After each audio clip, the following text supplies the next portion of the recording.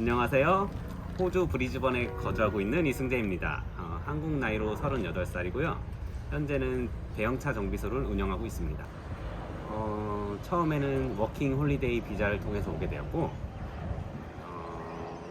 저는 원래 한국에서 대형차 정비사로 일하고 있었어요. 근데 이제 제가 이직을 국내에서 알아보다가 이렇게 해외에도 이런 그 기회가 있다는 걸 알게 돼서 워킹 홀리데이로 오게 되었습니다. 한국에서 한 2년 정도 근무를 하다 이쪽으로 오게 되었어요. 이제 제가 그 군대를 이제 그냥 보병으로 가게 되었어요. 근데 알다시피 거기서 제가 따로 보직을 정할 수는 없고, 군대 보병으로 가게 되면 그 위에서 이렇게 보직을 정해줘요. 제가 그때 학과를 기계공학과를 졸업해서 그런지 저는 고등학교 실업계를 나왔어요. 그래서 그런지 제 보직을 거기 탱크 정비병, 장갑차 정비하는 보직을 받게 되어가지고 거기서 처음 정비를 시작하게 되었어요. 그 군대 전역 후에 제가 어떤 일을 할 수 있을까 생각해 보다가 제가 군대에서 했던 게 좀 괜찮았어요. 그래서 배우게 되었습니다. 한국에도 여기 호주 테이프과 같이 그 기술학교라는 게 있어요. 직업학교죠. 그 따로 학비는 들지 않고 이제 오히려 나라에서 그 한 25만 원씩 지원을 해줘요. 제가 배우면서 돈을 받으면서 배울 수 있는 그런 기회가 있는 거예요. 네, 그 한국에서 그 아마 고등학교를 졸업하고 직업이 없는 사람이면 다 신청을 할 수 있어요. 제가 알기로는 3개월 과정, 6개월 과정, 1년 과정, 2년 과정 다양해요. 근데 제가 목표는 기능사 자격증을 취득하기 위해서 갔기 때문에 그 기능사 자격증을 필기 시험을 면제 받으려면 최소 1년을 거기 학교에서 이론 수업을 받아야 됐었어요. 그래서 저는 1년 과정을 선택해서 갔습니다. 이제 저는 처음 목표는 지금은 TSS 비자라고 부르는, 제가 왔을 때는 457 비자라고 불렀어요. 그 457 비자를 받으려면 그 스폰서를 구해야 됐었어요. 그래서 그 스폰서를 구하기 위해서 그 워킹 홀리데이 비자를 신청해서 오게 되었습니다. 스폰서를 구하지 못했어요. 그래서 와서 구하려고 했는데 그 과정이 한 4개월 정도 걸린 것 같아요. 네, 한국에서 일을 하다가 이제 호주의 취업처를 알아보고 오진 않았고 일단 와서 구해보자 해서 오게 되었습니다. 네, 그렇죠. 제가 이제 구직을 시작하고 나서 한 달 정도 걸렸어요. 일을 구하기까지. 저는 처음에 투움바라는 곳에서 정비사로 취직을 해서 일을 하게 되었고, 거기서 457 비자를 받아서 2년간 일을 하고 영주권을 신청해서 취직하게 되었습니다. 제가 다른 사람은 모르겠는데 제 직업 분야에서는 수월한 편이에요. 영주권 신청하고 아마 6개월 정도 걸린 것 같아요. 그러고 보니까 제가 호주를 딱 입국하고 나서 영주권이 딱 취득하는 날까지 3년 정도 걸렸던 것 같아요. 제가 무슨 일을 하죠? 제가 명함 좀 볼게요. 그러면 제가 무슨 일을 하냐면 저는 이제 스카니아 트럭 위주로 하는 대형차 정비소를 운영하고 있어요. 그래서 이제 모든 걸 해요. 스카니아 트럭, 버스에 관한 건 모든 정비를 해요. 예를 들어서 엔진 완전 분해해서 조립하는 거를 오버홀 정비라고 하는데, 엔진, 기어박스 그런 관련 부품들을 오버홀 정비를 하고, 이제 뭐 드라이브 라인, 브레이크, 서스펜션, 뭐 클러치 등 모든 그 메커니컬 작업을 하고, 그래서 웰딩 리페어라고 해서 약간 이제 용접 관련 일도 하고요. 저희 대형차는 이런 용접 일이 많아요. 은근히 이게 아무래도 건설 현장에서도 쓰이고 다양한 분야에서 쓰이기 때문에 그런 용접하거나 특수 장비를 수리하는 그런 장비가 많아요. 네, 제가 봤을 때는 저는 한국에서도 이 일을 했었고 호주에서도 이 일을 하고 있는데 호주가 좀 더 많아요. 아시다시피 호주가 엄청 큰 나라잖아요. 그래서 모든 그런 물량들을 다 이렇게 주 마을들로 다 배달을 해줘야 되기 때문에 엄청 많아요. 그래서 한국에서는 솔직히 이렇게 좀 장거리라고 해봤자 서울에서 부산 한 700km 정도잖아요. 근데 여기서는 이제 브리즈번에서 멜버른을 왔다 갔다 하는 운송회사도 있고, 브리즈번에서 저기 서호주의 퍼스라는 곳을 왔다 갔다 하는 트럭들도 있어요. 이제 그런 거는 이제 왕복 거리로 한 7,000km, 그렇게 되는 거리를 막 3일 만에 왔다 갔다 하기 때문에 엄청 그 운행량이 많아요. 그거는 이제 사람마다 다를 것 같은데, 제가 봤을 땐 못해도 10년은 해야지 자기 사업을 했을 때 어려움이 없을 것 같아요. 물론 뭐 이렇게 그 사업 기량이 뛰어나서 뭐 한 2년만 하고 시작하는 사람도 있긴 있어요. 근데 이제 보통 자기가 이렇게 직접 현장에서 뛰진 않고 이제 주로 매니징하는 역할만 하고, 이제 본인이 직접 자기 기술로 현장에서 뛰면서 가르치고 하면서 일하려면 제가 봤을 때 10년은 해야지 어떤 문제가 와도 이렇게 해결할 수 있을 거예요. 저는 주로 이제 그 브랜드 샵에서 일했어요. 그 브랜드 샵에서 일하게 되면은 이제 한 가지 브랜드에 대한 차량만 정비하잖아요. 그래서 좀 더 깊게 정비를 해요. 예를 들어서 모든 그 부품에 대해서 이제 분해 정비를 한다든지, 모든 뭐 정기적인 일, 뭐 예를 들어 보증 수리 이런 것도 다 하게 되는데, 이제 그 개인 정비소에서는 이제 모든 차량을 주로 그 상대를 하기 때문에 좀 더 얕게 두루두루 하는 경우가 많아요. 그래서 각자 장단점이 있는 것 같아요. 처음 시작은 브랜드 샵에서 배우는 게 좋다고 생각해요. 그래야지 이제 차근차근 이론적인 것도 잘 배우고 할 수 있기 때문에. 근데 이제 본인이 이게 사업을 차리는 게 목적이라면 그 개인 정비소에서 일하는 경험이 꼭 있어야 된다고 생각해요.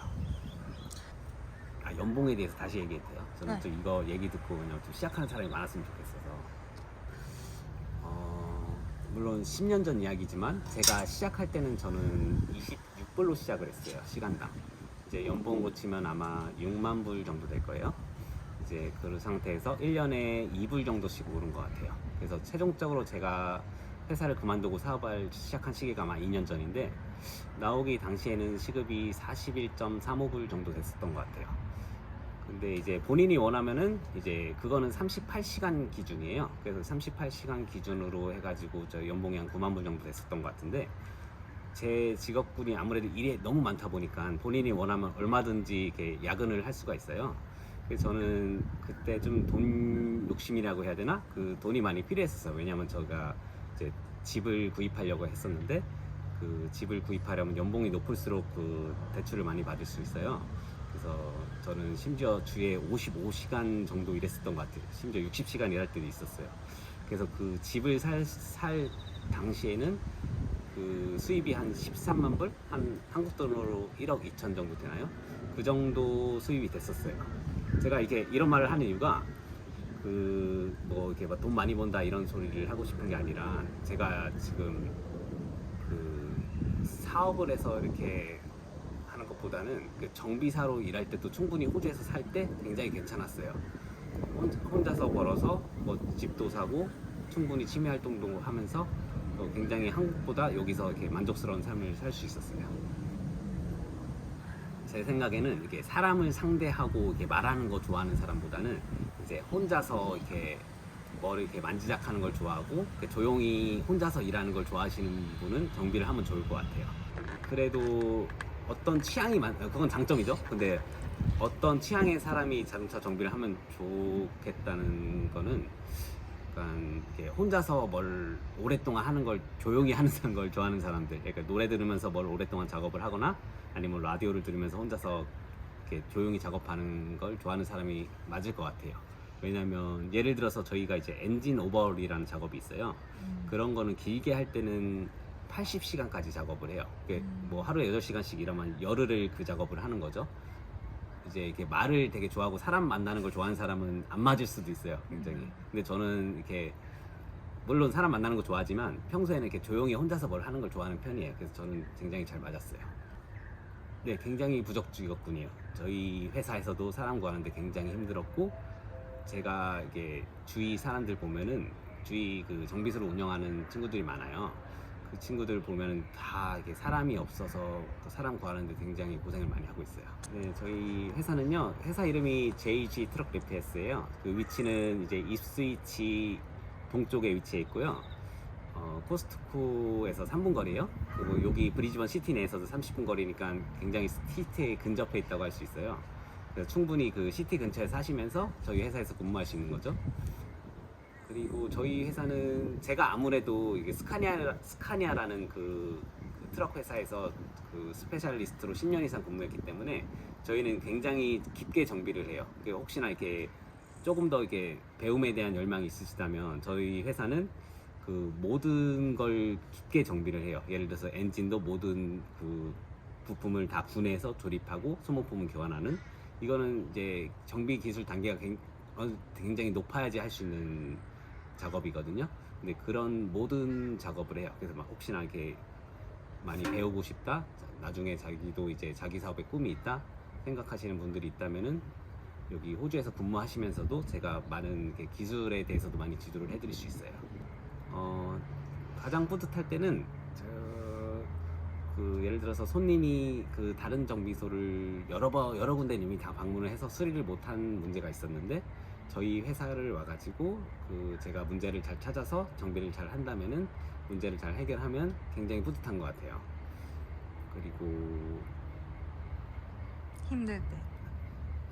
가장 힘들 때는 또 기술에 대한 거죠. 저희 회사에서 수리를 받고 나가셨는데 저희 실수로 인해서 문제가 생겨서 다시 들어오거나 아니면 이제 차가 도로에서 이게 멈추게 되는 그런 문제가 발생하게 되면 그날은 굉장히 잠도 잘 안 오죠.